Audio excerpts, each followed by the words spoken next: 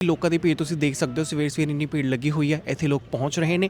ਲੋਕਾਂ ਦੇ ਨਾਲ ਅਸੀਂ ਗੱਲਬਾਤ ਕਰਾਂਗੇ ਕੀ ਕੁਝ ਉਹਨਾਂ ਦਾ ਕਹਿਣਾ ਹੈ ਇਸ ਠੰਡ ਦੇ बारे।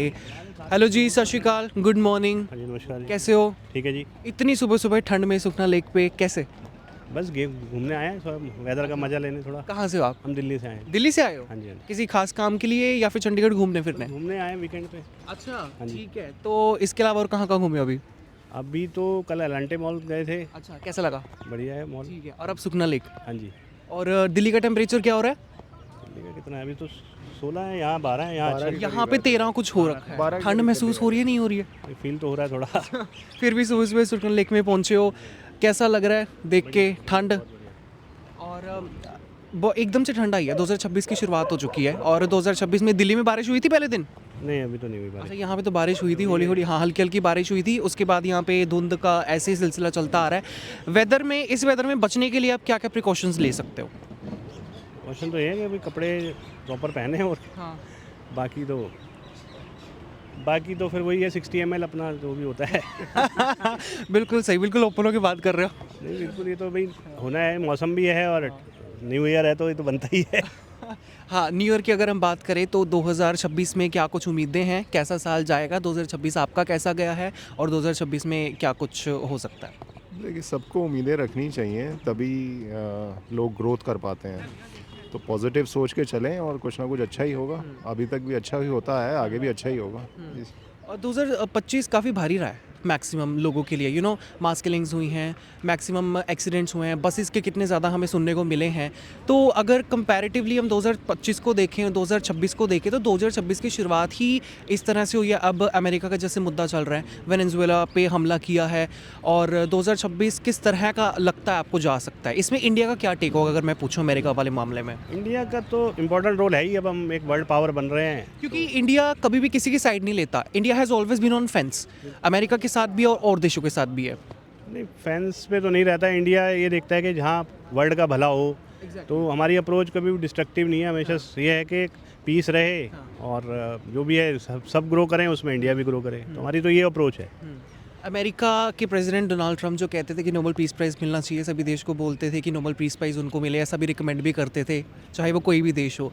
जो नोबेल पीस प्राइज़ मांगते थे उन्होंने ही हमला कर दिया वेनेजुएला के ऊपर, इल्ज़ाम लगा के कि ड्रग्स की ट्रैफिकिंग होती है।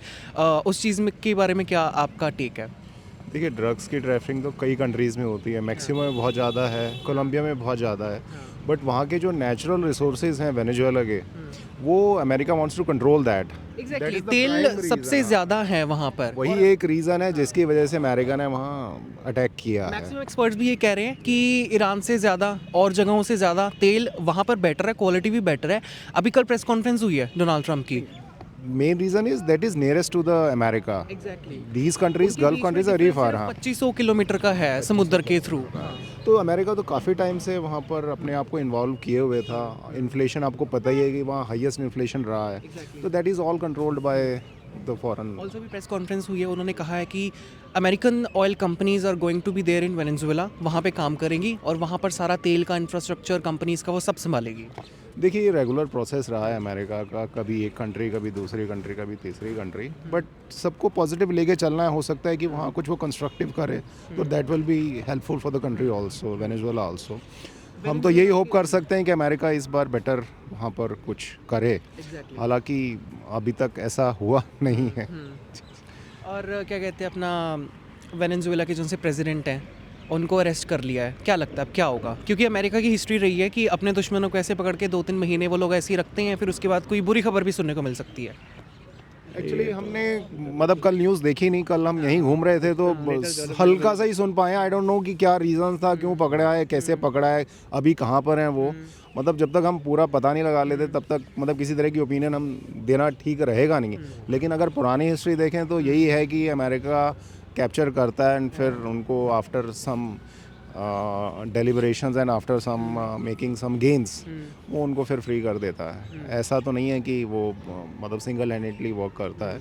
There are other countries also, मतलब इंडिया तो चलो कह सकते हो कि is not a permanent member of the UN, but other countries हैं, चाइना है, रशिया है, they can easily control means they can make pressure on America to Indore contamination water का आपको पता है मामला क्या चल रहा है वहाँ पे? वो we are aware of that, we are that is an isolated case, ऐसा नहीं है कि वो रेगुलर रहता है, वो एक आइसोलेटेड केस था, अनफॉर्चुनेट था, ऐसा हुआ है, बट गवर्नमेंट स्टेप्स ले रही हैं उसको कंट्रोल करने के लिए। मतलब उसमें आपका इस चीज़ के बारे में क्या कहना है कि बहुत बड़ी लापरवाही हुई है वहाँ पे, पानी में गंदा पानी मिला है और काफ़ी टाइम से शिकायतें भी लोगों की जा रही थी, ऊपर से जो वहाँ के नेता है जिनकी वीडियो काफ़ी ज़्यादा वायरल हो रही है, एक रिपोर्टर ने जब उनसे सवाल करने की कोशिश की तो उन्होंने अपशब्द का इस्तेमाल किया, उसमें आपका क्या कहना है?